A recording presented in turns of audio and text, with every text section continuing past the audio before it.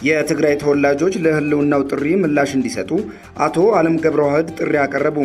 ማንኛውም የትግራይ ተወላጅ ጤናውና እድሜው የፈቀደለት በሙሉ የቀረበውን የህልውና ጥሪ በመቀበል ብሔራዊ ግዴታውን እንዲወጣ የአስፈጻሚው ኮሚቴ አባል አቶ አለም ገብረዋህድ ጥሪ አስተላልፏል።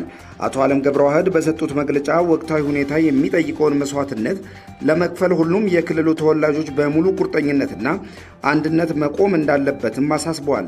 በተጨማሪም በአገር ውስጥና በውጭ ሀገር የሚኖሩ የክልሉ ተወላጆችና ወጣቶች የተጣለባቸውን ታሪካዊ ኃላፊነትን በመረዳት በግንባርም ሆነ በሌሎች ድጋፍ ሰጪ ዘርፎች ንቁ ተሳትፎ እንዲያደርጉ ጥሪ የሚያስገነዝብ ሲሆን የህዝቡን የህልውናና ደህንነትን ለማረጋገጥ የአንድነትን አስፈላጊነት አጉልተውም ጠቅሷል።